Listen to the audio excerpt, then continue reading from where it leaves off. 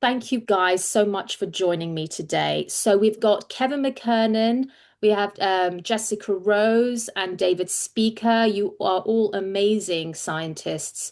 And I wanted to start kind of from the beginning because I know a lot's going on with your current paper. But there was an earlier paper back in 2023 that was published that looked at the DNA fragments in the Moderna and the Pfizer vaccine vials. Um, should we start from there and then we can discuss what's going on recently? Yeah, who wants to start? Um, I'm going to Well, start. nobody. I'm just going to start with Kevin because obviously, Kevin, I know that you were the first one to discover this back in April 2023 with your Okay. You guys froze independently. again. Are you there? Um, Yep. yeah, Sorry. Let me before we go on there. I'm just gonna close more stuff on my computer because it could be okay, on my that's end that things fine. are just freezing up here, and that might give us a little And more. and Sonia, yeah, the September 23, no, October 23, what was a preprint Yes, and not actually published. yes. So that was a preprint. Yeah, yeah. Yeah. Yes. Yeah. So that was your initial question. We got some anonymous files and did some initial work on those, and I think the number one critique we received was that you don't know the source of those. Someone could have contaminated them, so Right. we don't believe you. So we then got in touch with David and Maria, and they had vials from Canada that were all cold chained and appropriately tracked. So we went after using those vials, and then also adding in, obviously many more vials to increase the N number, but also looking at RNase A to remove other concerns that the dyes were potentially interacting with the RNA and not the DNA, and we're getting crosstalk. So David's work addressed all of those initial critiques for the first preprint, but that didn't end the attack, as you're going to find out. Oh, Yeah, yeah, no. yeah. Yeah. So, I mean, obviously, so just focusing on the first preprint Mhm. in October 2023, I know that got rejected, but it remained a preprint. It was you did try to submit it to various journals, No, right? Oh, you No, did. no, initial preprint no. I never submitted. Oh, It was only David did write up this preprint, and we put that public. And it was probably a good year after that before we got it into autoimmunity. Several desk rejections where editors just Two. wouldn't even consider the work.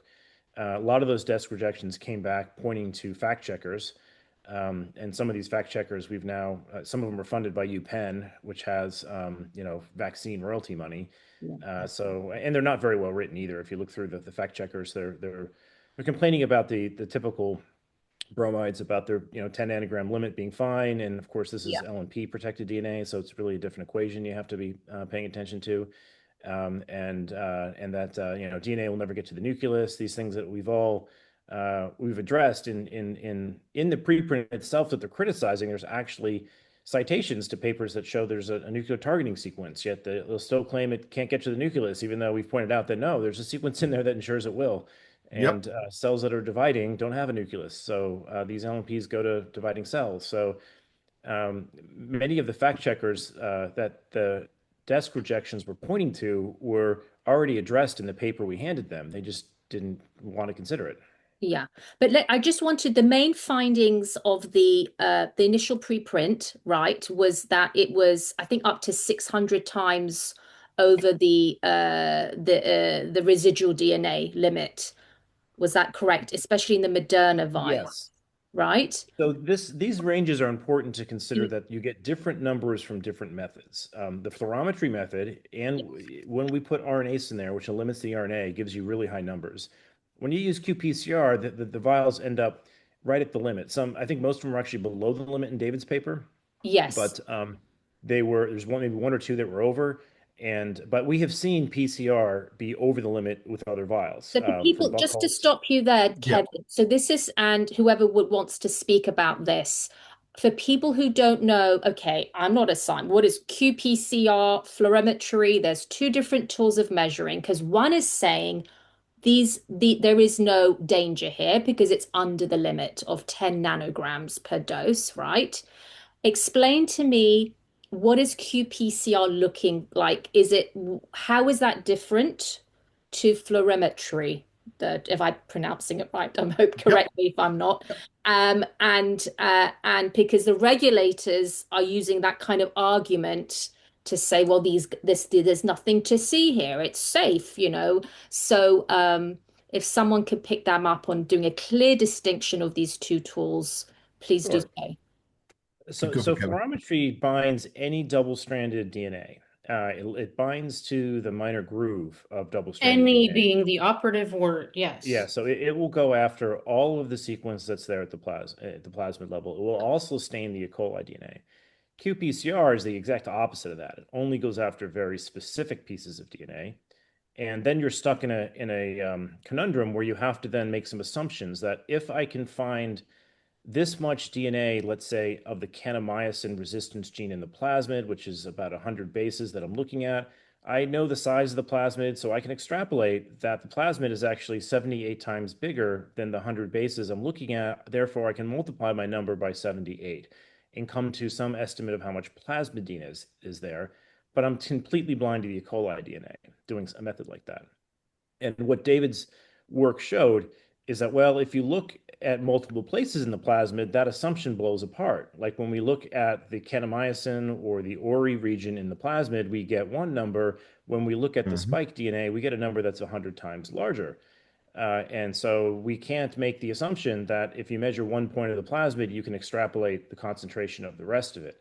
And I think that's where a lot of the contention is with the regulators, because the regulators are using qPCR, and what we've seen from the TGA in Australia is they are looking at the kanamycin resistance gene, which is this 100 base pair region in the plasmid that we know is about 100 times lower in concentration than the spike DNA. So they're Even kind though of they intentionally have a looking. spike assay, yeah. Yeah, they do have a spike To assay stop that's you there, disclosed. Kevin, just to stop you there. So you're saying that the regulators are looking at a specific region in the plasmid Yeah. sequence, Yes. um, which is to do with the resistance gene, the Yes. kianisin. It's the So, kanamycin Kanamycin. resistance gene. It exists in both Moderna and Pfizer, although the sequence does vary. So it's important that for the TGA to get any confidence over the primers that they're using, that they disclose what they are, Mm. because you can easily build an assay into that gene that gets a different number for Pfizer than Moderna because the sequences are actually known to be different between the two genes in the plasmids. yeah. But nevertheless, it's important to say that TGA is the only agency we know that has claimed to have replicated this work on their own. But the FDA and Health Canada are all taking the word of Pfizer as to what that Yes. number is. They have not tried to Yeah. replicate it. Okay. And so, David, could you talk me through? So that's the qPCR, and they're just looking at a specific region in the plasmid sequence. But fluorometry, which is what the second tool that you guys used. Mhm. David, do you want to speak a bit about that? Okay, Kev, I'll let you fill in that I could. It's just, yeah. Yeah. I, I, Okay. I had a little bit of a breakup there, but I think what I think you're asking about is why is fluorometry frowned upon? And the Yeah. reality is that it is not, in that they use fluorometry to measure the RNA dose. So the actual dose of the drug is measured with fluorometry. It uses a dye that's a little bit more specific to RNA called ribogreen. However, Jones et al. Will demonstrate, it's a paper that shows that that dye has more crosstalk with DNA than when you use dyes that measure DNA crosstalk with RNA. So ribogreen tends to go after single-stranded RNA, but about half of its signal will come from DNA. Then if you want to measure DNA with fluorometry, you use a dye known as AccuGreen or PicoGreen. They're sort of two equivalents in the field. Those have about a 7% crosstalk with Can RNA. you just explain And that's crosstalk assuming you for put in people that don't tenfold know more RNA. crosstalk? What does crosstalk mean? You meaning it's picking up both for people Yes. Yes. that, Yeah, so if you put in 100 nanograms per microliter, which is what these doses should be at, from Pfizer should be at about 100 nanograms per microliter of RNA. If you're measuring the DNA back, the DNA that's in there should be below 10 nanograms. At 10 nanograms of DNA and 100 nanograms of RNA, you should get a 7% increase in your DNA signal at 10 nanograms, which would put it at like 10.7 or something, right? It doesn't materially change the number. That's according to the manufacturer's documents. And a good resource for that is Koenig's paper. She goes through all of those measurements in the specifications of the manufacturing description of these dyes.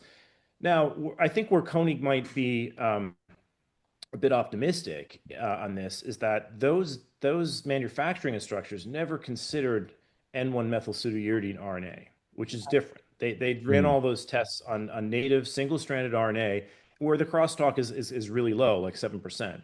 I think what we have found in working with these dyes is they may have a higher crosstalk with N1 methylpseudouridine, just because the way they design these mRNAs is they design them to hairpin on each other.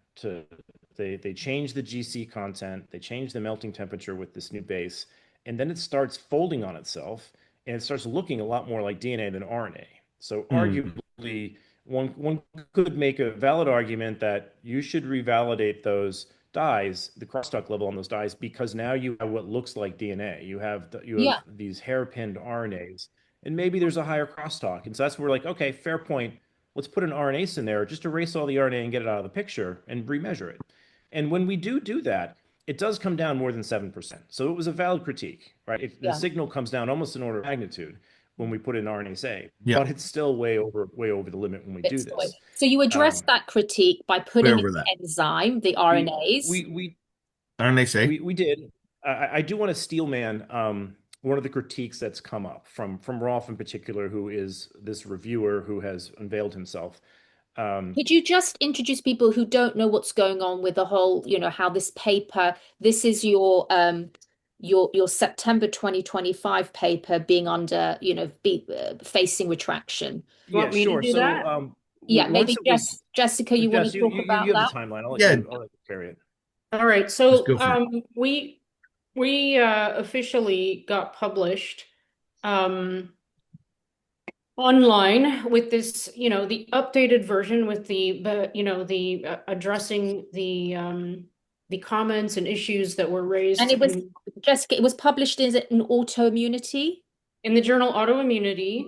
It's entitled Quantification of Residual Plasmid DNA and SV40 Promoter Enhancer Sequences in Pfizer, BioNTech, and Moderna mRNA COVID-19 quote-unquote vaccines from Ontario, Canada, for anyone who wants to look it up. And we first published... It's a mouthful. Yeah, it is a mouthful. That's why I never say it. All the titles of your papers are long mouth. I was like... But we first published online in Autoimmunity on the 6th of September.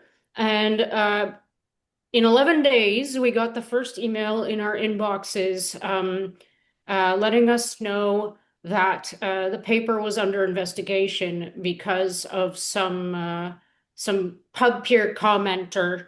And ironically, or I'm not sure ironic is the right word, but the comment was fabricated in the first place. Okay, so how do you know? Kevin will talk about that. Okay. Yeah, he'll talk about that after. So we got this falsified claim on this PubPeer network thing, and Kevin will tell you all about that.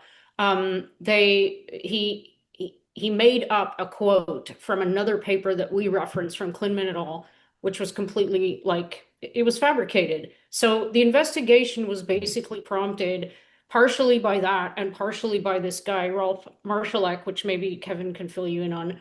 And it's ongoing right now. We received another email on the 22nd saying that there was going to be an under investigation notification next to the title of our article in the journal. And then we got an email from Retraction Watch on November 20th, basically revealing without the intention of revealing that they had been given one of the reviews from one of the reviewers of this paper, which is not ethical, it's against COPE guidelines, and also provided us with an additional, I'll call it a review as an attached PDF. And the reason we found out that it was this guy, Rolf Marszalek, that was our reviewer is because they forgot to remove the metadata from the PDF document that was attached. Okay. So the whole thing is scandalous. And it is actually a network of people that are aiming. Some of them are even bragging about getting paid $5,000 to get a paper retracted.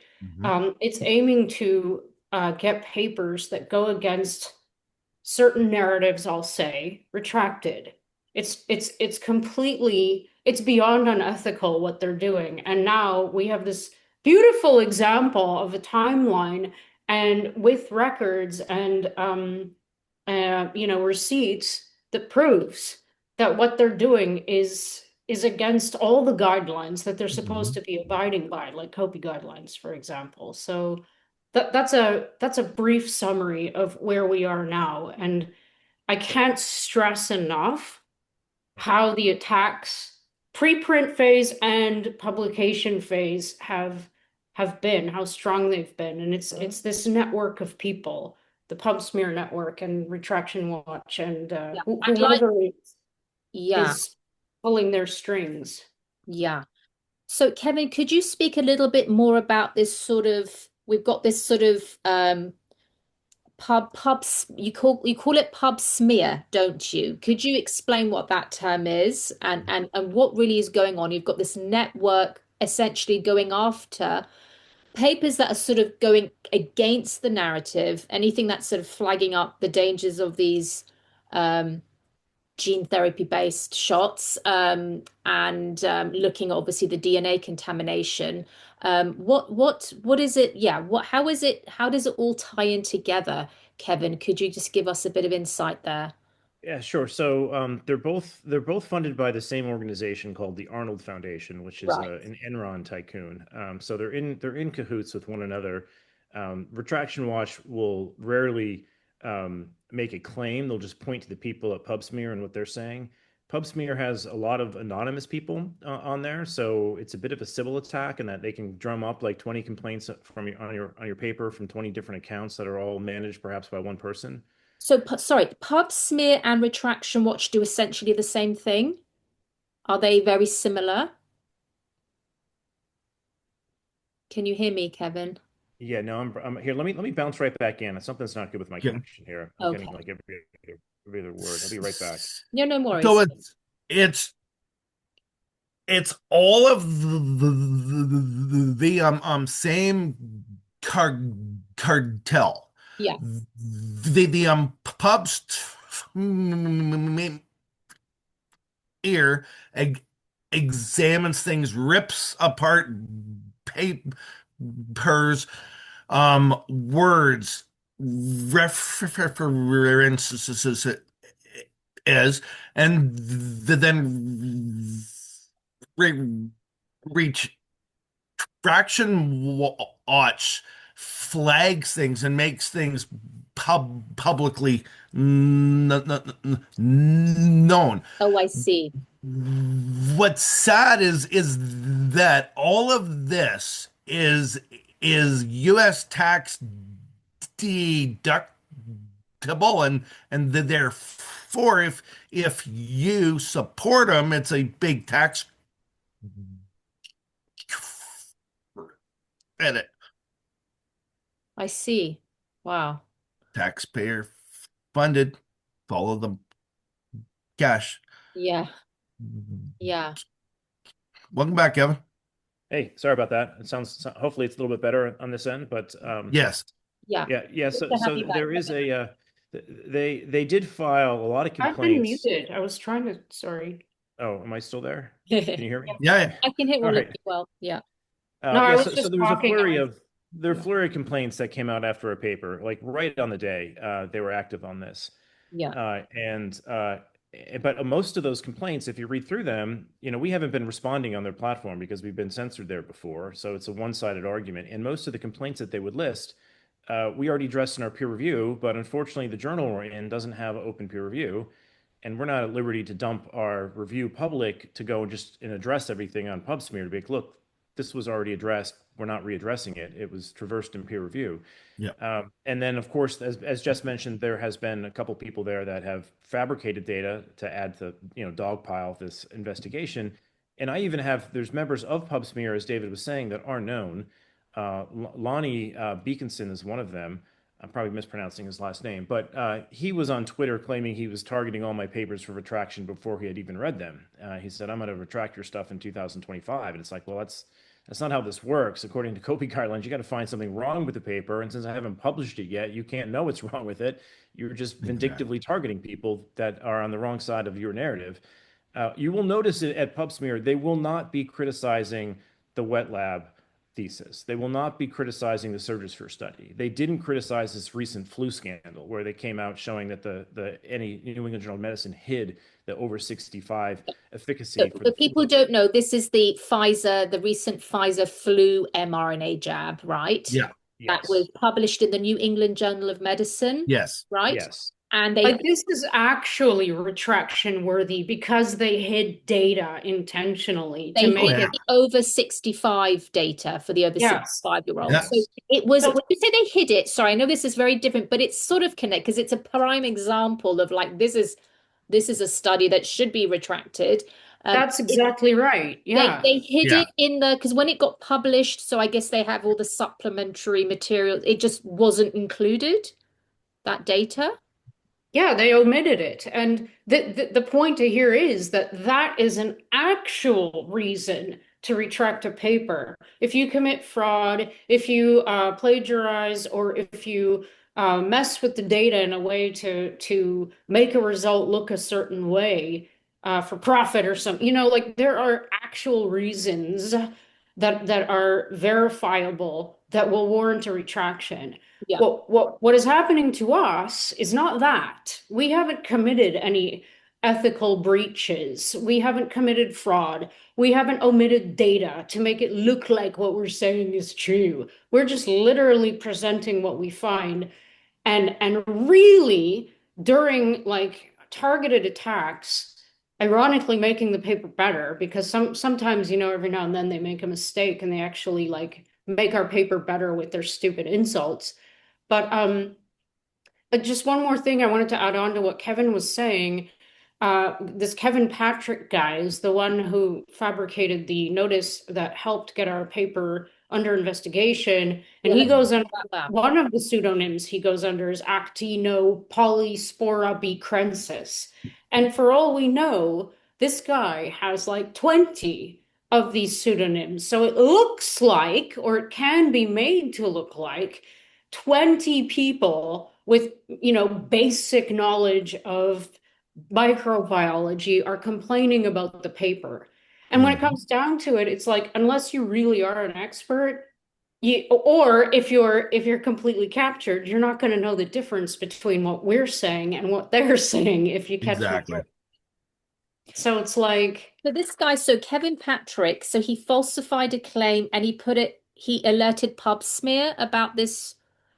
No, he actually wrote it on PubSmear as a comment under our paper. And and his comment is just completely false. He just made up a quote, you were saying earlier. He misquoted Kleinman and all, who we actually reference in our paper. And what Kleinman wrote in their paper called FDA Guidance on Prophylactic DNA Vaccines Analysis and Recommendations is, in this context, sections of DNA as short as 7 base pairs can affect rates of integration or recombination.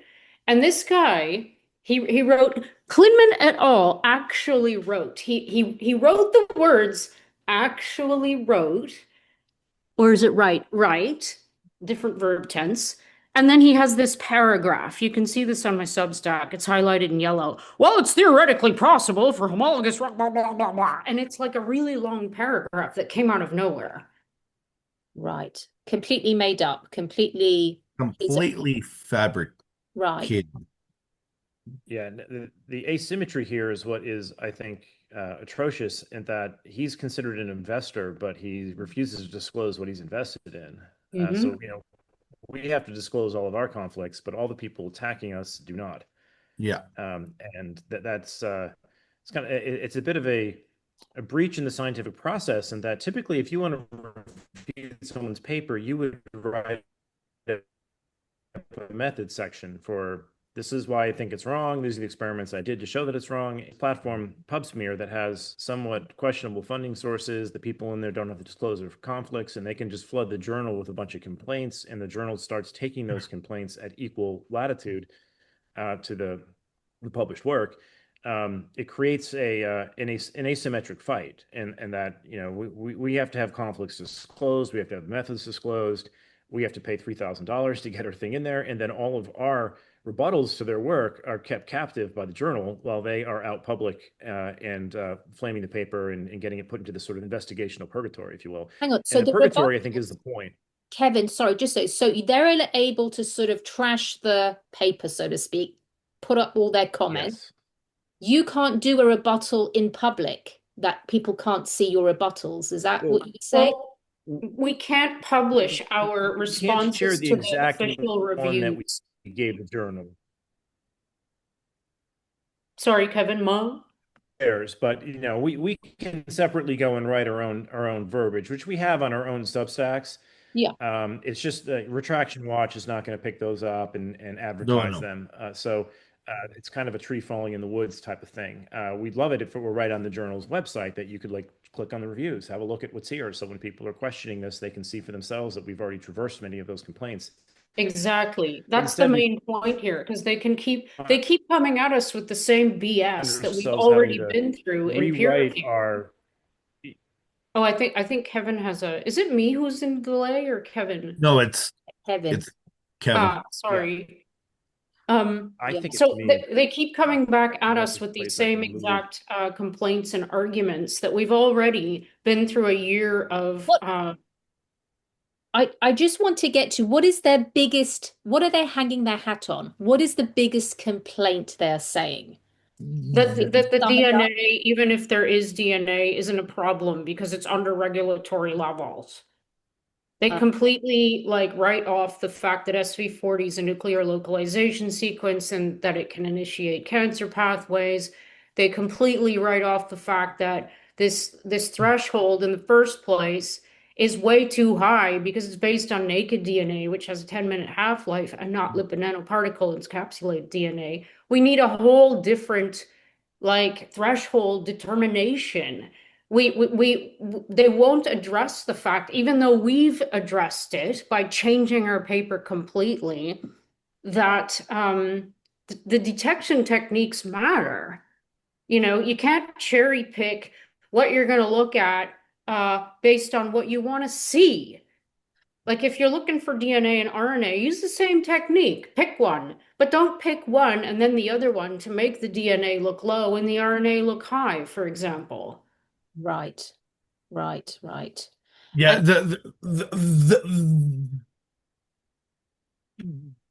they're all so hung up on the whole thing of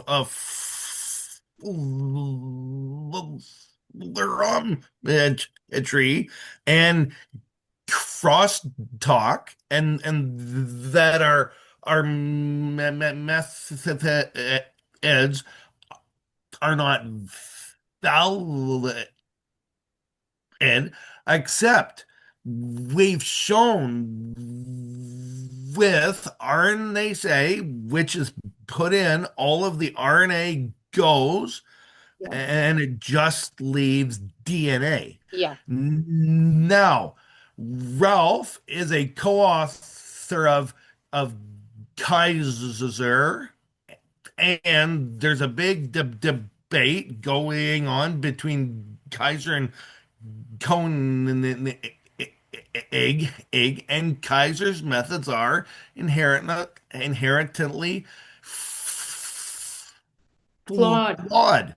And it's because they first take a vaccine vial, extract out all of the DNA. The extraction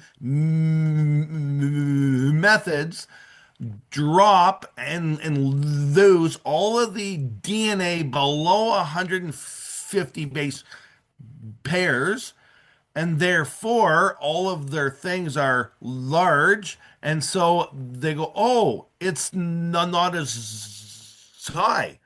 Well, ours looks at all of the DNA in that vial, irrespectively of size, and theirs only looks at large I see. fragments, and that's it. I see. And Kevin has pointed this out about 4 times. We've clearly responded to things in the response. I wrote a 22 page response to their comments and clearly showed them, and it's the same thing coming up. Mm.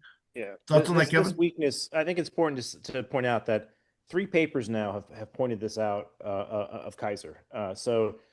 Koenig has had a back and forth with them saying you're missing the small fragments. Kammer has said the same thing. We've said the same thing. And the response that he has provided, which you'll see through some of this Retraction Watch disclosure, is that for 40 years, I don't have any problem capturing the small DNA. He didn't actually show us that it's a trust me bro statement. Yeah. I can make those same trust me bro statements as well. I built companies that made DNA purification kits Beckman Coulter required. Like, he hasn't done that. So I know about DNA purification. I can tell you this is a serious issue, but the right thing egos here is to show us the data on a ladder, which is a size standard that has 10, 20, 30, 40, 50, 60, 70, 80, 90 base per pieces of fragments. Put it through Yeah. your process and prove to us you didn't lose anything, because what he's doing is taking a modification of the product and measuring the modification. You can't do that. You have to measure the actual product that's being injected, and if you're going to modify it into something else before you measure it, we don't really care what you get. That's not what's being injected. All right. So that was one of his critiques. I think the second critique that he threw into his most recent tirade. So it's important to back up a little bit on this. We didn't know he was as a reviewer until Retraction Watch approached us with this letter saying, hey, we found this anonymous person who claims to be a reviewer, and then he wrote this letter in protest after your paper published, claiming he voted against your paper getting published. What do you think of this? We immediately dug into the metadata, realized it was Rolf, who was on the Kaiser paper, which shows he shouldn't have been a reviewer for our paper because our paper was criticizing his, that he should It's a recuse himself. huge conflict of Yes, interest. it It is. sure is. Conflict of interest. Yeah. That's one of the reasons why they hide reviewers' names, I think. Wow. Okay, I'd like to know, guys, do you know how many reviewers other than this Ralph guy? How many other? There was 3, so we don't know. Yeah, we do know. So we know that 2 voted for your paper, and he was against. Well, it turned out he didn't actually vote against it. No. He made that claim. He made that claim, and then what happened, you'll see in the Retraction Watch article that the editor at Taylor and Francis was like, you didn't reject You didn't this. say that. We have on record that you actually said modify. Yeah. And they made the modification, so we don't know what he's talking about. Okay. So he lied to Retraction Watch. He tried to hide his name. He had a conflict in the review. The second conflict he has that he didn't disclose in his Kaiser paper or in our review process is that he works at DFG in Germany. DFG in Germany put 30 million euros into the BioNTech funders, and they put a 300 million euro investment into COVAX. So his fund are hugely conflicted with this vaccine. He should have never been on the review, because we were critiquing his, and he had a conflict in his funder being a major beneficiary of the vaccine program. Yeah. Yeah, I mean, that's huge. That really is such a huge red flag there.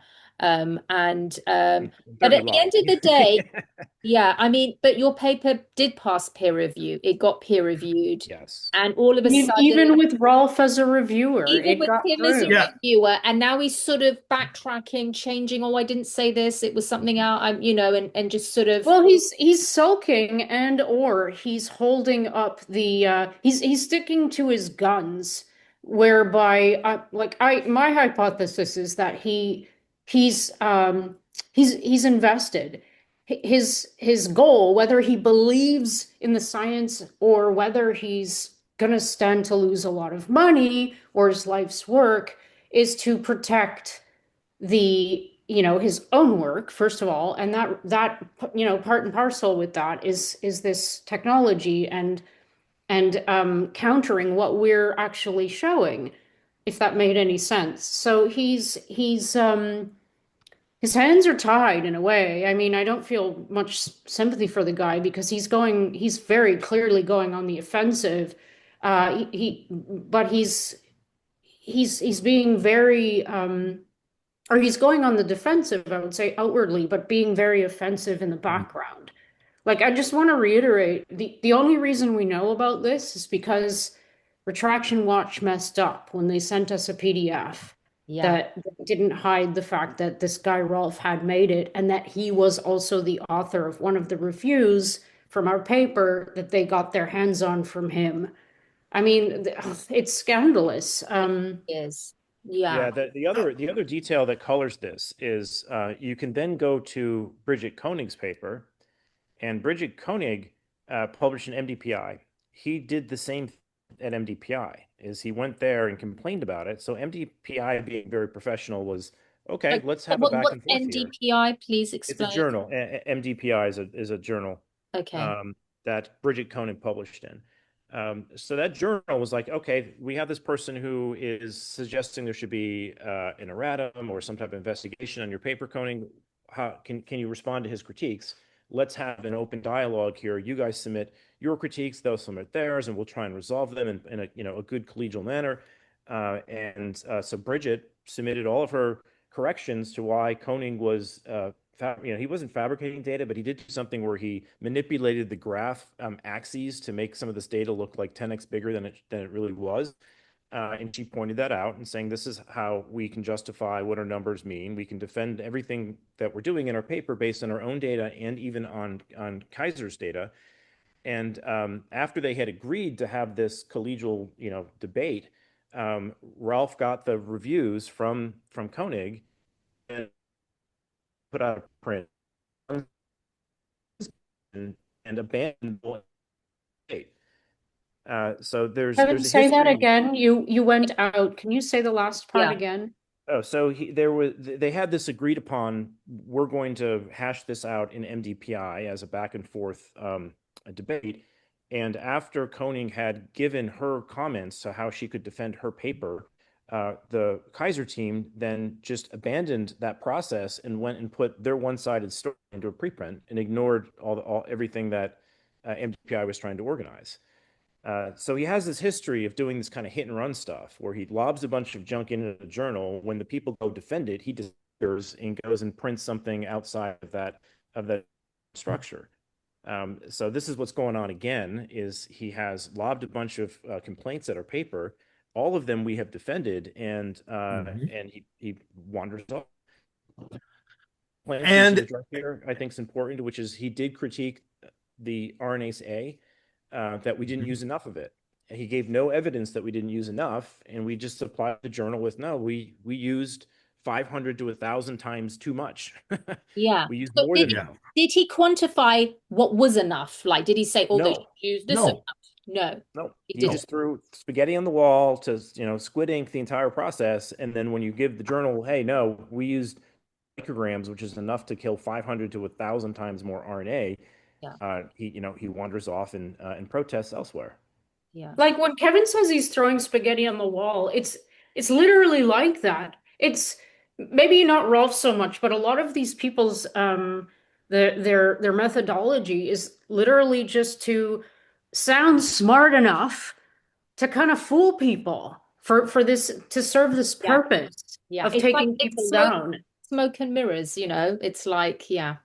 Yeah, it's is, really yeah. insulting to the authors, to the reviewer, the other reviewers, if you ask me, and to the journals. And if you ask me again, I would say that in this particular case, I would hope, because we've been writing, we've been very transparent with the editor and the publisher. Like, Yeah. this is what's going on. Like, you guys need to know this because the paper has been brought under investigation wrongfully in the first place.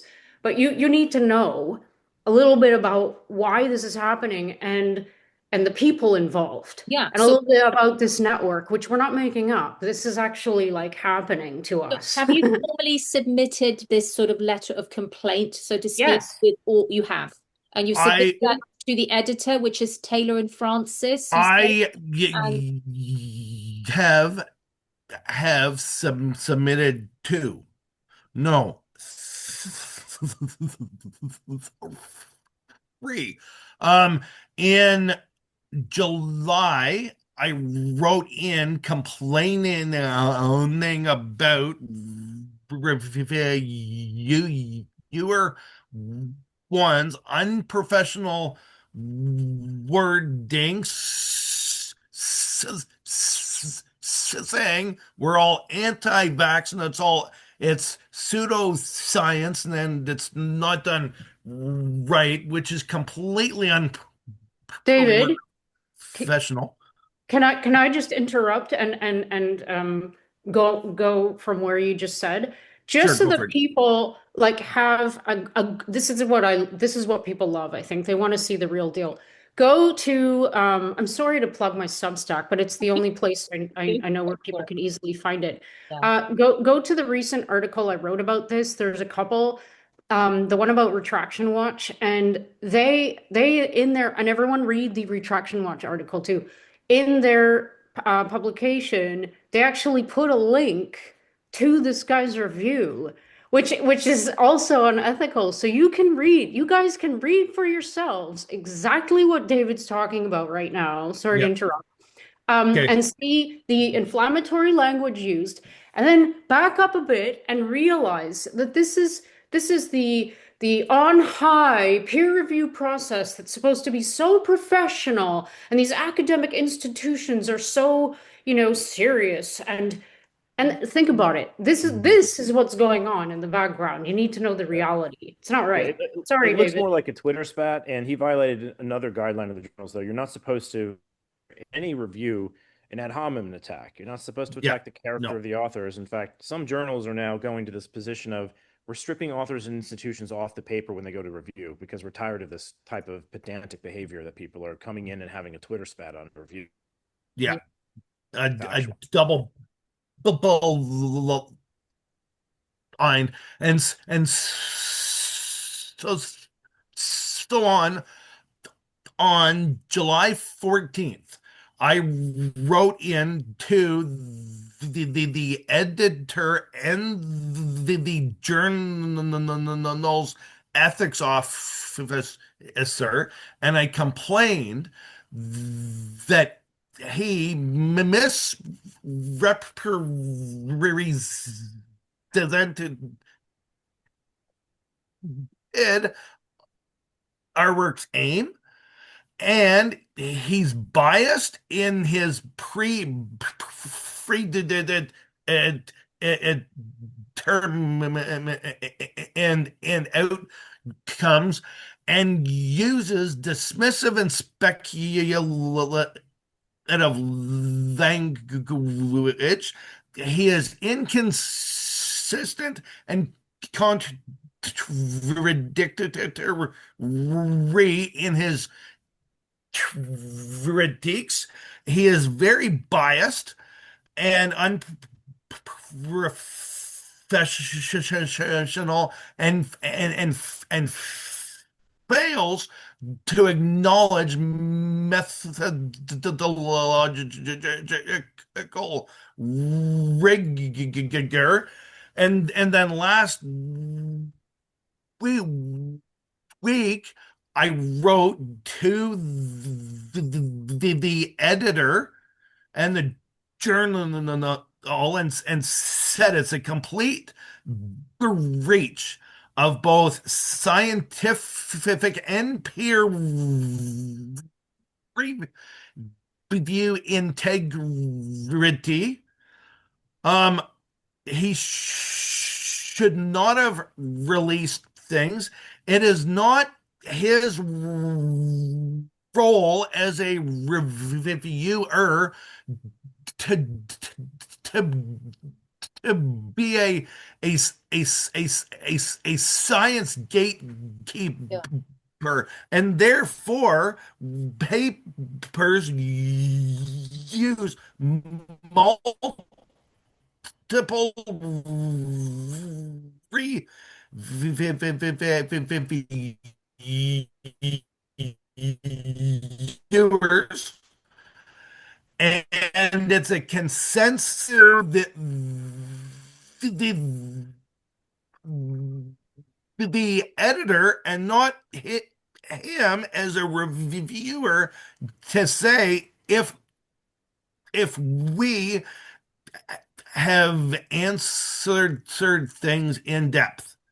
Mm. It's the editor's role, Yeah. and it rests with the editor of the journal. Yeah. And then I've just wrote the same complaint to Ralph's provost and dean of his university, because as a university, it's their role to ensure good research ethics is being Yeah. held, and things like this, a breach of scientific integrity, needs to be thoroughly investigated. Yeah. Yeah, and What I want to know is, Thank you, like, David. if any of you guys have any idea, even in the audience, like, as soon as we apprised the editor or the publisher of what's going on here, why the hell was the investigation immediately like cease and desisted or whatever? Rolf has breached his contract and ethical guidelines, and but besides the fact that if he hadn't been outed, um he's just he's been overruled. That's clear because our paper got published. So if he wants to sucky baby about, well, they didn't listen to me, Yeah. this shouldn't have been published. It's like, too bad, man. Grow up. It happened. So it makes me, I hate to say this, but it makes me kind of suspicious that there might be some revolving doors going on here, because this shouldn't be happening. It's very clear cut. Like, yeah, well, it shouldn't have you are been, hitting on our paper shouldn't have a been. point about revolving doors that is something Science Guardians has warned us about, which Yeah. Well, so people who I've Right. not don't know, been can you able to. just, for people, Kevin, who don't know about this whole Science Guardians, what they are revealing on X, because they've been really active and I've seen quite a few of their posts. Could you just explain to people who don't know, I mean, what are Science Guardians? What are they doing? What's their role? They are mostly, from what I can tell, their behavior seems to be they're mostly focused on pointing out the bias that's in PubSmear in the collusion that they have launched. Yeah. That that these folks never seem to correct their errors. So, like Retraction Watch, that he had just walked you through how he fabricated information, they didn't retract that article about him pointing out flaws in our paper, right? Like, they will not retract their own mistakes. Like, that is about this more recent thing with Rolf. The title, let me read of this. Of this to you. Exclusive. Reviewer recommended against publishing paper on DNA in COVID vaccines. Yet in the article itself, it quotes the editor saying he never did that. He basically said modify. Yeah. So the title of their article is refuted by the content of their own article. Yeah. They It's contradict entire themselves. clickbait smear. Yeah. They contradict themselves, and yet even after they call up Taylor and Francis, and the editor says no, that's not what happened. Rolf never rejected the paper. He actually said modify it. He approved with edits, and he just doesn't like the fact that all the edits didn't go in his favor. But their title still claims that he recommended against publishing, when the editors have on record that no, he didn't. Wow. And it's embedded in the same article that they're putting forward here. So you can tell that this is deceptive. Everything they're doing here is meant to push a particular narrative, which begs the question, who's funding them to push that narrative? And by the way, very importantly, if we weren't who we were, which is apparently a bunch of belligerent, you know, dukes up scientists, no one would Anti-vaxxers. know what we're saying right now. Do you see what I'm saying? Like we're in a position now, I suppose we're poised after 5 years of being lied to actually get people to understand that this has been going on for a long time, without anyone, like I didn't know about this before it started happening to me. Yeah. And now it's because we're trying to be very vocal. This is a good example, talking to you about what's going on, but reach is limited. It- it's uh, it's wild to me that like how much of this much must be fading into the background in comparison to how much is actually revealed. It's crazy. I mean, it's just it blows my mind that this is first of all that this is a thing, it's a real thing, and that's happening here. I mean, in a way, they are weaponizing the science. They are censoring the It science. is weaponization of science to push the mRNA agenda.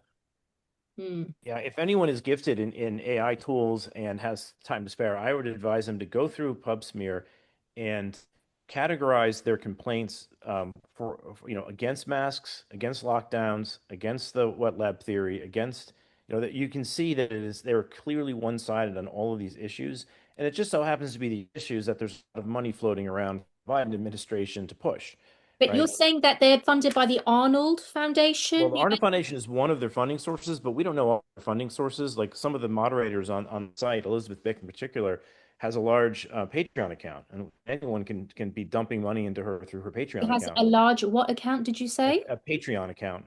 Patreon account. Yeah, I so came there could be across other Elizabeth channels. Bick because remember when I wrote about the big Blockgate scandal and Yes. fabrication of the Western blot? So, um, there was an anonymous source that provided me real clear evidence of the copy and paste job that Yes, Yeah. BioNTech did. she Yep. That they surprisingly didn't care about that. No. No, so but she was always, so if I posted on X the article with screenshots, she would always come on, no, Sonia, you don't understand. You're not a sign, you haven't understood it. But it was always her going after my article. So she did, that's how I thought, who is this Elizabeth Vick? Her name is it stuck in my mind because Mm. She went after our paths have crossed. she went after Delia Rialt as well on the hydroxychloroquine Yep. work. Went after And by the way, people who don't know who Didier Raoult is, Didier I Raoult. know Yes, he's I amazing. know of him because he is like he's one of the grandfathers of his field. Of course. I know I learned about him because my PI for my second postdoc in molecular biology was like he used to refer to him like some kind of science god. Oh He's well. a big freaking deal. Yeah. So for her to, I mean, Wafik El-Dari is another example. For these Mhm. caliber of people to be being attacked by these I'm sorry, scum-sucking bottom feeders, it's laughable to me. And Yeah. by the way, if anybody wants to catch up on what Science Guardians have recently published, they made a little 9-minute clip on X. Just type in Science Guardians, one word, and bombshell science integrity scandal, and you'll learn Vic's role in all of this. Like she's kind of like a queen pin in all of it. Hmm. Yeah, I'll Yeah, definitely It's look at that. a well done, very good, thorough video. Yeah. How was she going after Didier Raoult's work? Was it his work on hydroxychloroquine that she was trying to trash? What was she doing? yes, yeah, and Delia actually also found the DNA in the vaccines. Yes, he So did. Yeah. Yep. yeah, Okay, okay. so And then He said something and got whacked. didn't publish a paper on it though, right? he did. He It didn't go did. through. I think it's a preprint though. Okay, I'd like to find that. And his Okay. his sequences are actually in NCBI. We often cross-check against his because he sequenced different lots than we did, and there's some differences in the Yeah. sequences that are probably artifacts on our end, So not on his. But Mhm. it was a helpful reassurance the work they have, did. But have uh, I just sorry to interrupt you, Kevin. I just thought so obviously I know you've done your formal complaints to the editor, the publisher. What have they come back to? What has do you have you had anything official back from Autoimmunity with All addressing your I concerns? mean, all I've the go ahead, David. heard is that it's currently under review, and so they say thanks for the comments and will take things under advisement. Have you also thought of considering a legal route of maybe a lawsuit, suing them? I don't know, of, sort of defamation of like, yeah, I have, yeah, actually, I've contacted lawyers about this, yeah, and we've gotten some numbers on it. It is not cheap, yeah. and it will probably need to go to discovery. And once you get into discovery, it can get into hundreds of thousands of dollars Maybe you could get to crowdfunding. pursue that route. Yeah, it's something we're considering because until someone does that, they're going to keep playing this asymmetric game of defamation. Yeah. Oh Um, yeah. and it costs them very little to do this. Oftentimes, there's nothing on the line because they can hide behind anonymous names. And then the third thing that we were touching on earlier that I think needs light brought to bear is that the revolving door here between some of the editors in the journals and people in PubSmear is a concern. Okay. So there Hmm. is put forward, and this is their work, not ours. So you'll have to, cross-check against them. But they had noticed that the person at Taylor and Francis, who's on the research integrity team, this is the team that does the investigations in situations like this, is a gentleman named as Dr. Nick Wise. He's also a frequent commenter on PubSmear, which makes us wonder, okay, is that not a conflict if he's now I don't know that he has submitted any of the complaints on our paper into his own hands. That we don't have evidence for. Hmm. But it does make you wonder how cozy the relationship is between PubSmear and Denver, such that when PubSmear rings the alarm bell, they can just hand the baton over to the person at Taylor and Francis they know so well to make sure the investigation goes their way.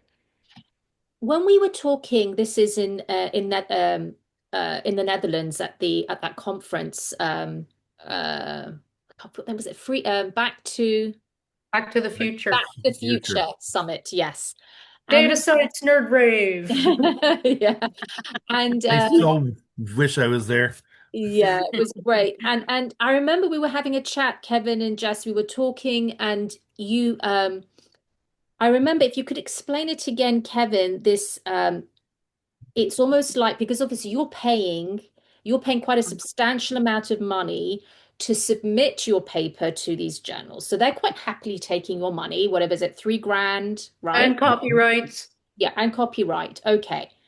Then there's sort of like there's a connection with the pub smear coming into play. It's almost like a tag team where then they sort of do a pylon of like all these complaints and that gets flagged and then your paper gets retracted. But is there sort of what is obviously the journal's getting your money, but is there John, can you explain a little bit between the sort of symbiotic relationship between PubSmear and the yes. journal?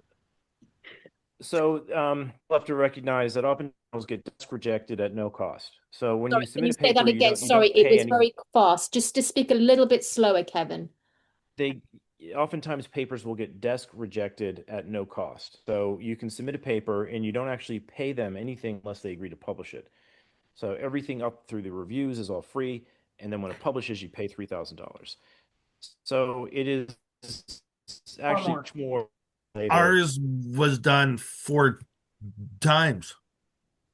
Yeah, Right. ours was So it, desk rejected 4 times, and then it got accepted with reviews, and then yeah, we So paid was them. it rejected from the same journal? It got No, rejected no, this Oh, was like no. different journals different journals, but then autoimmunity accepted it. with yes, review with yeah, correct. Yeah. so if you're a pharma behind all this, having all the editors under control through advertisement dollars and just telling them to desk reject everything, certain efficacy in suppressing a message. A more damaging play would be no, let them get through and then take their money and their copyright and then tear them down afterwards through PubSmear. because then traction on the record, and they'll have a 10 times harder time publishing the next paper because the last one was retracted. It's far more effective for pharma to take that move, which is, all So right, it's let Karen, sorry. them afterwards. So it's almost you Yeah, could they get the money, say they get the copyright. you could Sorry. argue they almost lay a trap. Yeah. Yes. It's like a trap. Like, Brilliant trap. yeah, If this Yeah. is trap. true, like that, because Yeah. they get to trash us. We get a black X on our record. We get trashed as well in public. All these articles written about us being fake scientists and anti-vaxxers, which doesn't go away fast, by the way. If ever they get the copyright and they get our money. It's beautiful, beautiful business model if you think about it, but it's so psychotically like deranged when you step back and realize that this is supposed to be the way that good science gets to the public eye. You Yeah. know what I mean? It's like, Do you know what year pub hmm. smear was set up? Is this a new phenomenon, pub smear and retraction watch? When did these guys sort of, enter stage left? They've been around, they're around pre-COVID, so they've been doing this for a while. I don't know the exact date of birth. I'm looking it up. They were established in 2012. PubPeer and Retraction Watch. When did they start? Sorry, I don't know, so I'm looking it up quick. Yeah, I'm no, not a it's just robot. curious. Wow. So, I mean, 2010 for Retraction Yeah. Watch. when your paper in Ivan 2021, Warinsky. sorry, Jessica, what were you saying? What year did you say? Retraction Watch was founded in 2010, August, by Oren, what's his name? I've Sorry, Ivan. been Oransky Oransky. and Adam Adam Marcus. Marcus. Yeah. So Adam Marcus was the editor of Gastroenterology and Endoscopy News, apparently. And Ivan Oransky was the former vice president of Medscape. How interesting. Yeah, Uh-huh. yeah. When your paper what you wrote with Dr. Peter McCullough back in 2021, the myocarditis paper, that just got withdrawn. It didn't get retracted, right? Was it just there was a big, you don't know. Well, Pierre Corey, we always like have ping pong matches together. He's like, Jess, there's no difference between being withdrawn and retracted, but officially there is. Right. So that paper, even though everyone says it was retracted, has not officially been retracted. It's Yeah. been withdrawn. The content was removed from PubMed. And in its place is some obnoxious paragraph about, us being the withdrawers, which is not true at all. We got the retraction watch thing done, I wasn't aware of any of this back then. So it's a really good exercise for me now, actually, to retroactively go back and look at the sequence of events because I might find the same names pop up. I mean, I know that Retraction Watch have been on me since then. But what I don't know, because I didn't know to look back then, is who the hell, started this? Who got their bee in their bonnet about this? Like, it's crazy. Like, yeah, that paper got withdrawn 5 days before my FDA verb pack ASIP thing testimony. And I think it was that meeting was Yeah. to see if people wanted to vote yes to putting these things in 5 to 11-year-olds. And basically, the most important point of that paper was that myocarditis is reported more often in that age group boys. Yeah. So it's like, Yeah. yeah, it's probably not a good idea to put it into that age group, considering this finding. Yeah, no, it's really I mean when you sort of survey everything, you sort of step back and think, okay, this is so corrupt. This has become, it's like a caricature, right? Of like of Oh, yeah. science journal, published work. What would you say? How would you propose an alter? How would you, what's the alternative? Does that prevent you from does that put you off from, what's the point of even doing these papers if they're gonna come after us, get retracted? How do you move on from here? Is my Well, question to you guys. I think I think Gypsies there's on two approaches. Bitcoin. Well, yeah, there's obviously a invent a new system, which I'll touch on some ideas that we're all bouncing around, the three of us, and how to do this. There's also, I think, the world needs to know that this church is held up on stick figures. You know that this church of science and peer review is basically a fraud and kabuki theater. And I think there's that angle as well, is getting the administration to act on this. Yeah. And there are receptive people in the administration. I've heard Jay Bhattacharya talk about this. I've heard Okay. RFK Jr. talk Ricola. about this. Sorry, what's the I've heard Ricola thing? Sorry, I might have to ask Jess. What was that all yeah, I about? don't know what she's Come on, Kevin. what do you Ricola. I'm not connecting. What is that? Rico? Rico Oh, Act? oh Rico. yes. Yeah, Ricola. yeah, yeah, yeah, yeah. So Come on. yeah, so RFK Jr. has spoken about doing a RICO case, which is racketeering. And Senator Racketeering. Ron Johnson is collecting examples just like our case, uh, being bent for nefarious purposes with case of Rolf, he fits perfect because he has a conflict with BioNTech funding, and he's here aggressively trying to take down papers. Now, jurisdictionally, he's in Germany. I don't know how that's going to unfold, but the tools that he might be using to cooperate and make this happen through Retraction Watch are based here in the U.S. All right, so they are under the jurisdiction of RFK and Senator Ron Johnson and Jay Bhattacharya, and they could be stripping their funding or going on to alert everyone in NIH that do not use these tools. These tools are a tool for suppression and are captured, and we can't trust them as a means So, for science. so they get government We have to funding. have. Sorry, Kevin, and I know David was talking a little bit earlier about the taxpayers' money. So taxpayers' money goes into Retraction Watch. Do they get a certain Hmm. amount of public funding? Yeah, I'm not aware of that. If I missed that because my connection was breaking out, but David, you wanted it's to speak possible. briefly about that? You said that it is they get it's So, taxpayer money. so yeah. If if you look at the bottom of Retraction Watch's article, it says if you like us, you can make a tax deductible contribution to support our work. Okay, so they're probably a 501c, which they could challenge if they're in fact, running cover for harmers and have conflicts of interest, like And Kevin Patrick's investment thesis it's warns. all based of the donation is called the Center for Scientific Integrity. Hilarious. And this is and what's been done is complete breach of scientific So, integrity.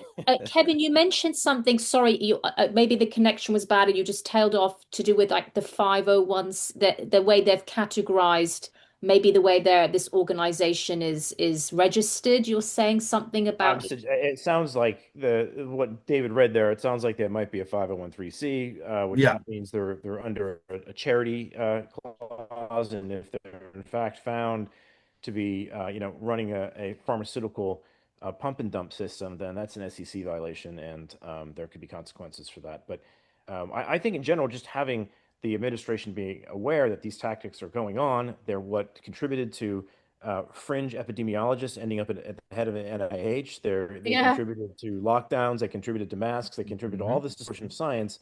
That they ought to have a really clear policy there to, avoid interacting with these entities and actually publish your concerns of other people's work in a peer-reviewed journal, Could you and just instead of doing explain? these hit pieces that have no method. Sorry, Kevin, just to stop you there, because you really provide a lot of information very fast. So, what did you mean by pharma pump and dump? You mentioned pump and dump. Sorry, my Okay, ears yeah. picked So up. Please It's explain, like and poop, you know. and then the consequence of an NCC violation. Just slow that down or an and SEC. expand on that, please. So there's a couple people online on Twitter that have recognized that some of the people that are involved in these networks were funded by a pharmaceutical PR firm called Invisio. I think Jicky Leaks has a nice thread Mm. on that. This group goes out through UDG Health and gets expert go on Twitter and write all of these community notes that argue against the papers that are sensible in our minds, right? And to what extent these people are also involved in PubSmear or Retraction Watch, we don't know, but we suspect there's probably links through that same model. And so, So so this if is they're a in there, pharma PR company called yes, Invisio, right? yes, That these people are associated with. Obviously, it's funded by pharma, and they are responsible putting up these sort of community notes flagging.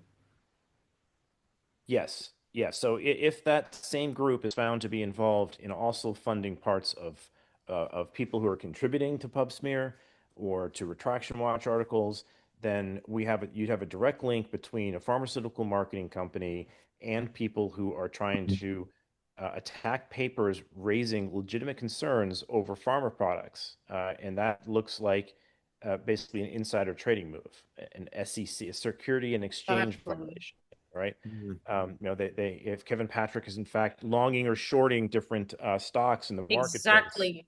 there could Exactly. be a challenge there. I mean, this is Mm. just Um, like such a huge scandal that has just gone completely under the radar, wouldn't you say? Would And yes, and just for clarification, sorry to interrupt, I just want to throw this in. Hammer. So Retraction Watch is operated by the Center for Science Integrity, like David said, and it is a 501(c)(3). And it's interesting, I just want to point this out, that when you go on Retraction Watch's Wikipedia page, and we all love Wikipedia, it says at the bottom, see also PubPeer. So it's like, and also journal hijacking. Um, so it's pretty.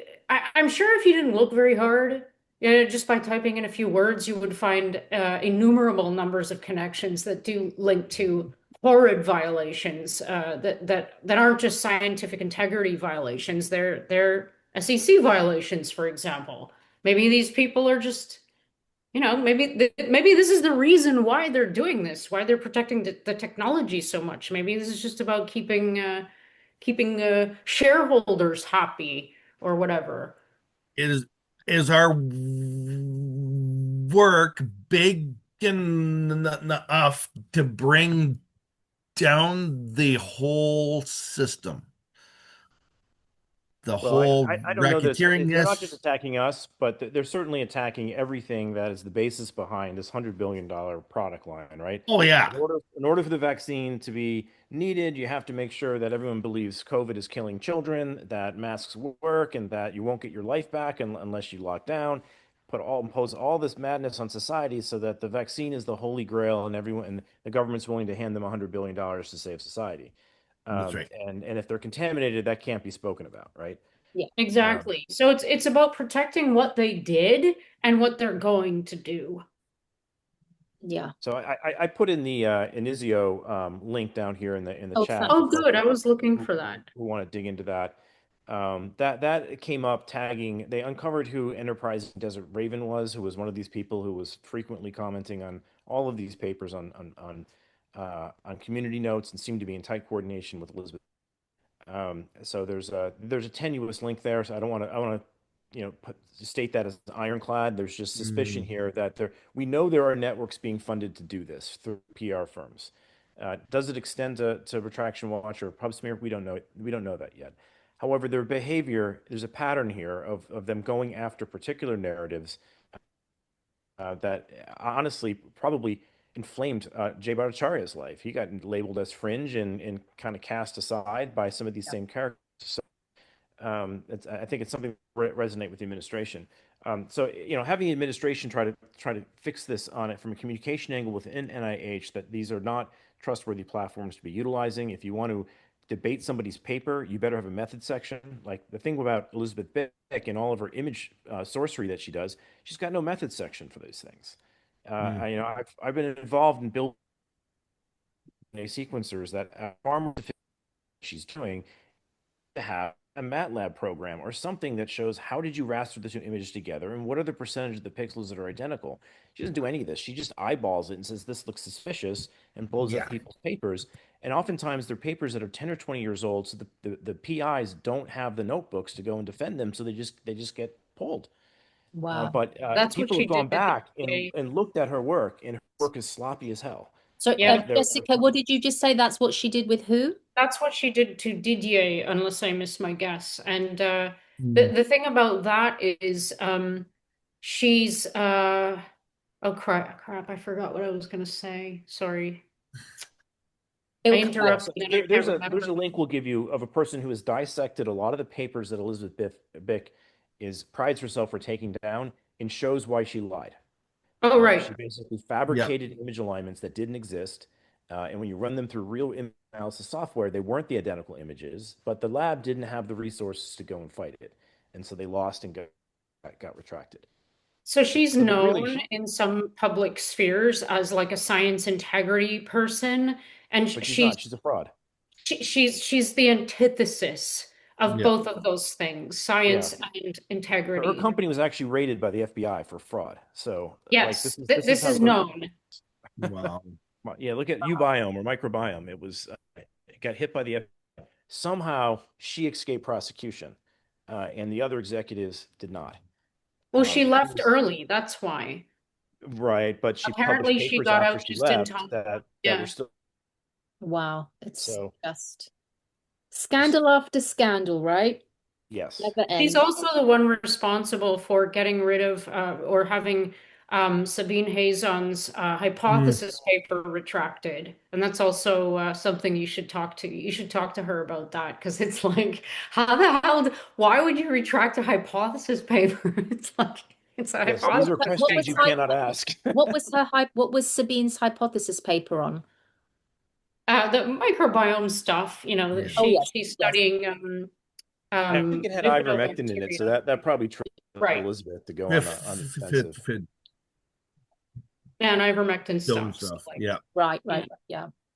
Yeah. Wow. Yeah. No, it's just, I mean, so you've been talking obviously amongst each other with what, you know, how would you propose a solution to all of this? Obviously, hopefully the new administration will flag this, do something. But shouldn't there be an Yeah, alternative? every single communication that's occurred in this is going straight to Ron Johnson. Okay. Good. I have him on DM. He sees this entire thing going on. I'm sending it Good. to Jay. I'm being told it's being forwarded up to RFK, and he's interested in Rico. But rebuilding this is what we have to do, I think, ultimately. Yeah. And I think the whole peer review system needs to be blown up and rebuilt from scratch. And it should be peer to peer, and shouldn't be a journal gatekeeper in this because we don't really have a need for that role anymore. And it's an attack surface, right? If once there's a gatekeeper controlling what publishes and doesn't publish, then pharma starts advertising at that gatekeeper. They're beholden to the advertisers to keep according to the advertisers' desires. So we're in a world now where publishing papers, anyone can put things on preprints. In fact, a lot of the academic sectors don't even bother publishing anymore. They just publish in preprints, like the physics industry goes into archive. And they're modeling that with bioRxiv and medRxiv. But Yeah. Those are interesting experiments that I think have also gotten captured by Zuckerberg money. Isn't that So they're OSF? Isn't that a OSF preprint? has gotten captured as well. They're captured by Soros money. So there's each Mm. group attempts to do something and eventually seeks funding, and someone funds them. But we have the tools to do this on Bitcoin, where there doesn't have to be a gatekeeper. And we can put the PDFs up on these relay systems like Nostr, which is, think of it as like a bit torrenting system that's rigged up to do social media.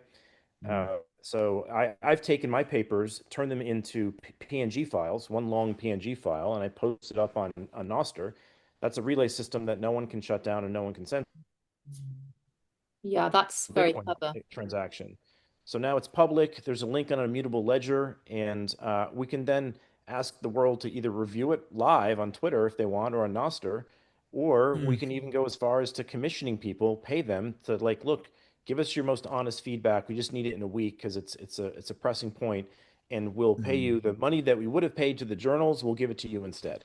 Or a because the real fraction. people, And imagine that would create competition and it would be fun.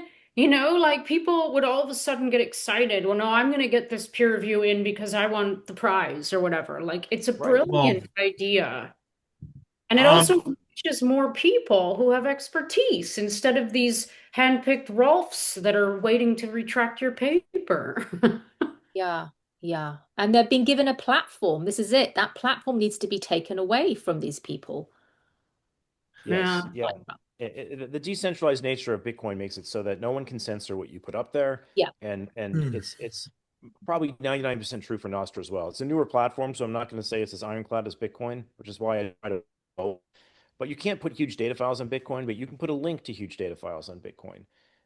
And that information, I think, is I think that's a better like peer-to-peer market that we'd have in place. And the prices could fluctuate based on how big or hard the paper is to review. Like there's logic Totally. in having a $3,000 fee for a one-page paper, also for a 100-page paper with like off.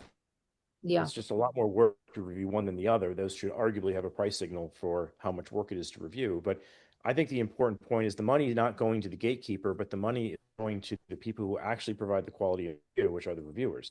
Right Who now, put in the time and the effort. And reviewers get nothing. that's Yeah, Yeah. the only thing that you attract in peer review are people who hate you. yep. Right. They want to put sand in the gears of your paper, and otherwise it's people who are just generously giving their time on weekends, and very few people that are busy and highly qualified have the motivation and time to do that with other people's paper unless they have a reason to try to kill it. So let's Unless let's they reiterate have that for a the motive, right? Which is what yeah. obviously what this Ralph guy has as well. I mean, it looks that way anyway. Let's reiterate for the people who just blacked out because Kevin mentioned Bitcoin, because I know that that's a thing.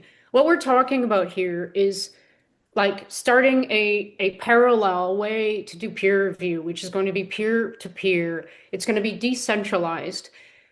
Currently, what we have is what we've been talking about for an hour, where the reviewers, this is very important, they get squat for their time and their energy. They don't get anything. The journals get thousands Mhm. per publication. So what 40, we're 40 talking billion a about, year. Yeah, 40 billion a year market, and they have better margins than Google. At also, 40 billion a year? The Yeah. yep. journals get 40 billion a year. Wow. Yep. And Scientists. so the peer-to-peer system is, first of all, it's decentralized. It's for the people, by the people, which is kind of like, the American spirit. And you can, like, as an individual with expertise, if you're interested, you can do the review in as little or as much time as you want, which could make for an adjustable prize. I like to call it a prize because it's like, I think it would create a lot of competition. And where you have competition, you have necessary increase in quality. Yeah. So it's like it's a beautiful solution. And don't for the people who aren't Bitcoiners, like don't get put off by that because it's there's enough of a Bitcoin community whereby, this could take off easily if it hasn't already. It's not hard. It's literally just um, piggybacking a little bit of, oops, there goes Kevin, piggybacking a little bit of data onto the blockchain and having that pinpoint a location to where the data is stored, which makes the data pretty much immutable, because you'd have to take down the whole blockchain system to change anything. Sorry, I'm getting too like Oh, blah blah about Bitcoin, but it's not as hard yeah. and elusive as you think if you're not a part of the Bitcoin community. I'm a Bitcoin neophyte, but I know about enough about this to know that this could be a beautiful solution to not only, the peer review problem, but decentralizing data as well. Like this problem of siloing data with these three-letter agencies and lack of transparency and mutability of data is huge. Yeah. If this wasn't a problem, we also wouldn't have seen what we've seen in the last 5 years. We would clearly see patterns emerge from data if it Yeah. wasn't hidden. It wasn't hidden, Sorry. wasn't censored, suppressed, and all of that. And all the people who are raising these flags, smeared, defamed, yeah, all of that. Yep. Yeah, an adverse event could actually be put on, this blockchain, for lack of a better way of saying it, and That's it. No one could change it. No one could delete it. And for those of you who don't know, if you submit an adverse event report to VAERS, A, it probably doesn't get updated if you die, so we're missing a lot of death counts, and B, it can be deleted without any asterisk or no, like reason for the report to have been removed from the system. Yeah. Sorry, Yeah. this is I my have an my thing. Um, example. it, it in 2021, MDPI's revenue was 324 million. Yeah, that's just one journal though, right? Yeah. Yeah. Yeah, so there's a good article actually. I encourage people to read on this market. It's a little bit dated, but it will show you the market size being 20 to 40 billion. Well, I think Kevin stalled. I'm still here. No, I meant to say Kevin. Kevin's frozen. Kevin's frozen. Kevin, you're homered. Mr. M- Simpson, no! My and it's a very difficult balance because there is so much crap science that needs to be filtered out. At the same time, you can't filter out and retract based on your ideology and not based on scientific merit. Yeah, of Yeah, course. well, it's religion versus science, Of course. basically. Yeah. I mean, guys, we've a lot has so hi, welcome back, Kevin. Welcome Thank back, Kevin. I mean, before we end the interview, guys, is there anything else you want to add that you feel is important that hasn't been said? Please feel free to do so. But I think a lot has been covered here, and it's really one scandal after another. Yeah, I want to get this one thing on the record here is look at this Guardian article about where peer review actually came from. It came from Pergamon Press through a Mossad and it looks like a CIA operation from a guy named Robert Maxwell. You Robert might know Max. Who's he? Maxwell's last because it is Ghislaine Maxwell's father, who is the Epstein, Right. individual. So this was used to actually coerce the scientific, priests, if you will. You'll notice in our society separation of church and state, and the state has in white lab coats now instead of in I just cloth. said that. Yeah. Yes, so Science that versus church, religion. they need to control the priests in any given church, and peer review was a mechanism to get influence capture over the scientific community, and it was started by intelligence agencies. Wow. Yeah. Thank you for raising that point there. That's really that opens a whole can of worms there, doesn't it? When you Yes, go it through that. does. It really does. Wow. Thank you for bringing that to my attention. And yeah, no, I mean, it's been great talking to all of you. I really appreciate your time. Please update me if there's anything else to do with the paper. I'd be really interested to know what else autoimmunity, if they come back to, what they will say. Do you think your paper will get retracted? What do you think will happen? Um, my thoughts is that at this point in time, it'll be very difficult for them to actually retract this. There's clear evidence of breach of scientific integrity on the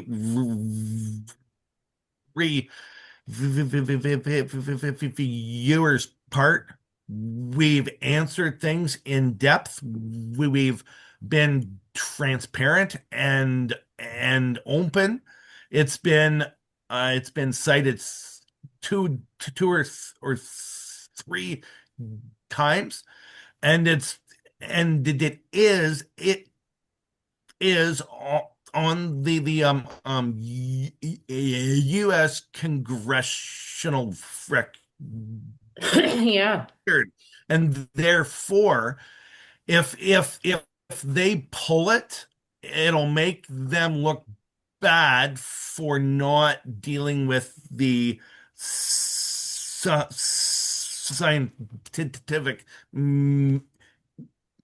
misconduct. At the same time, there's been a complaint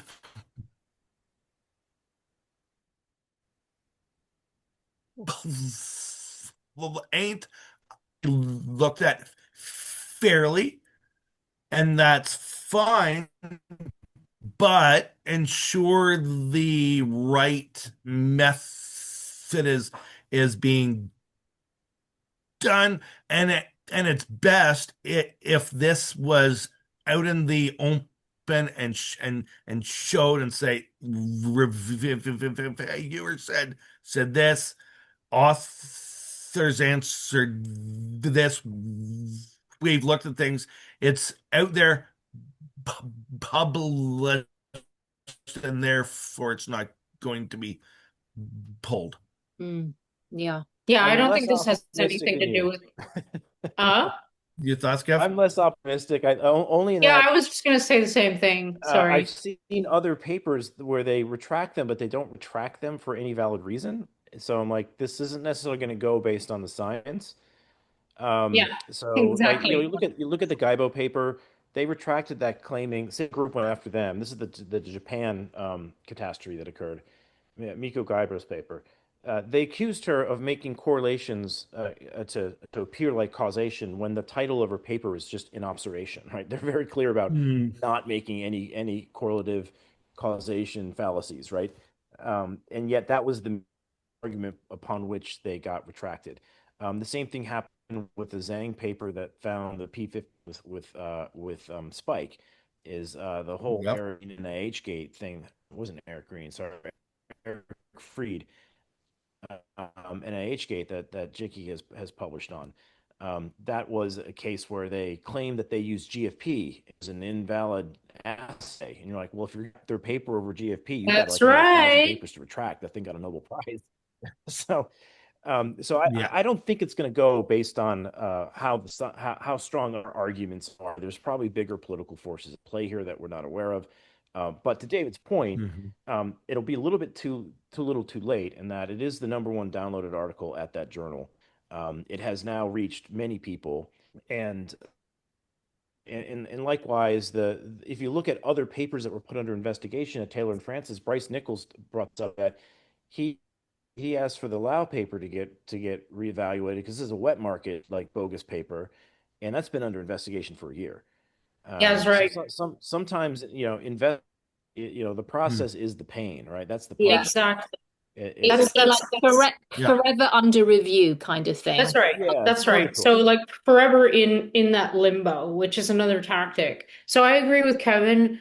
I don't think that any of this would have happened if the end goal wasn't achieved, which is to get it retracted. I think I know nothing about the level of corruption going on and where these people are hiding out, what levels of whatever, peer journals, government, whatever, these three-letter agencies.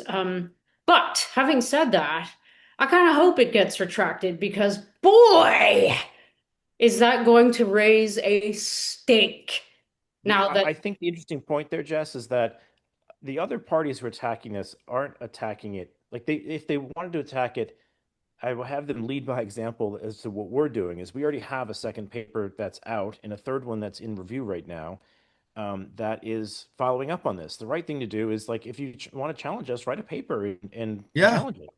But all this gamemanship going on behind the scenes just breeds more distrust in the whole process. Yeah. Hmm. But there's another preprint that I have out that looks at Oxford nanopore sequencing of these vaccines, and we can see the DNA is now methylated and not perfectly linearized. That's Right. another defect in the Right. process.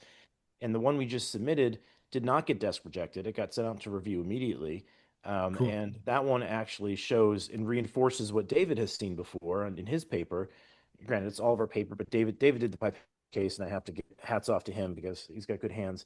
But what we showed there is that we understand the mechanism of action as to why the CAN assay is failing and why the spike assay is 100-fold more signal Yeah. with qPCR. So when they're this thing that we started this conversation on and how PCR can under or over measure things, we now know why. We know that DNA does not actually get rid of RNA DNA hybrids, and we've proven that. And that means that there's going to be 100-fold more spike DNA, and they're not going to be able to see it if they keep looking at one place. And Yeah. the spike DNA is what we care about because that's what is persisting everywhere in all these papers, right? We're seeing evidence of spike in breast milk. We're seeing it in heart tissue. We're seeing it in lymph nodes. We're seeing it in cerebral arteries. We're seeing it, sometimes 17 months out. Why is that signal still there? Well, it's because they're not looking for that signal at the TGA. They're looking in the wrong place. And I think that's, once that comes out, great. So they have their merry success story on perhaps taking down the Speicher paper, but there's going to be two more right behind it they're going to have to contest with. Yeah, thanks to Well, them. Woohoo! People will So just notice so that that they're not doing that they're just attacking yeah. in this very nefarious way while we're continuing to just publish. that's right, because we're actual real scientists, Yes. Rolf. Yeah, pick up a But pipette.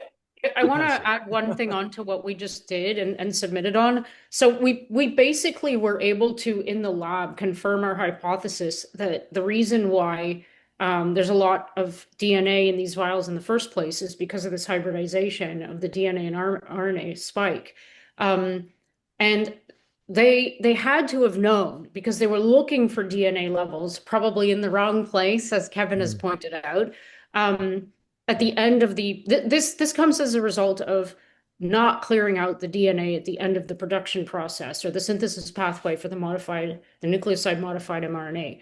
So this DNase 1 reagent that they used at the end to clean up their product didn't work on hybrids. And the thing about that is that it's known in the community that it doesn't work.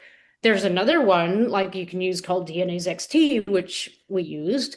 I'm not sure I'm allowed to talk about this, but anyway, No, because it's it's in. mentioned in David's paper, actually. It's just we just followed Oh, up okay, on it. good. Yeah. So there you go. So it's known in the community, and if you deep dive into what Kevin was just talking about with his preprint, but the methylation patterns, that whole scandal is also known by the people who do this stuff on the bench. So all of these things, like every time a rock is turned over on the subject matter of this particular topic, these nucleoside modified mRNA products that they called vaccines, there's another like bug. I don't know what to call it. It's like or another, leaflet of destruction, whatever you want to call it. It's crazy, but I want to thank everyone who's been piling on us with all these attacks because Kevin's absolutely right. It's driving us. It's making me more motivated personally to just keep banging it out there. And like I said, sometimes some of these insults, they get you thinking, maybe even if they're wrong, they get you thinking about your own, protocols and methodologies and how you can make it better. And it ends up making a better piece of work at the end of the day. And I just want to thank you guys. Makes you all stronger and more resilient and maybe, better scientists. You're just constantly improving, constantly, pushing yourselves. And yeah, no, I really commend you on all your work, all of you. And Kevin deserves a Nobel Prize, I No, no, think. I don't want one. No. No, I know you This don't is all want an one, but you accident. deserve the equivalent, like an actual prize. I really think That's that. still about the mRNA, so I don't want to be in that club. yeah, I No, mean, I mean, I know it's yeah, I mean, if it wasn't for you, you first shone a spotlight on the DNA contamination scandal, and that caused everybody else to start looking at it, other independent scientists. So if it wasn't for you first doing that and discovering that in your lab independently, would we ever have found this out? Yes, We would still be but ignorant, right? this is an important point. I'm sorry if we're taking too long here, Sonia, but um, or did that alone, it would have been ignored. And in science, all too often, they put credit first did something when it's the people who followed up later that reproduced it. And the reproduction is more important than the first work. Half the stuff out there can't be reproduced. And so we hand out way too much credit to people who stumble upon something first and not people who do the hard work of following up, Right. because that's the confirmatory Yeah. aspect of it. And I don't know, I get a little, it's a sore spot of mine because I think that we've seen that all too often in science where there's a lot of attention, and the Nobel Prize does this. It tends to really zero in on people who touch something first, but not really Yeah. refined it. Right. And once. And finding aspect is actually what brings products to market and Yeah. makes a difference. Yeah. Sometimes the initial discovery is, lackadaisical and accidental. And this has been a lot of hard w work. Yeah. Yeah, definitely. Yeah. Yeah. It has. Guys, Except we Amazing. are not going down Hawaii at E. We it's all of the others have been pulled and not been that out there exposed, and this is exposing the whole thing as it is, and we're not going down without Deep breaths. a fight, Sonia. yeah.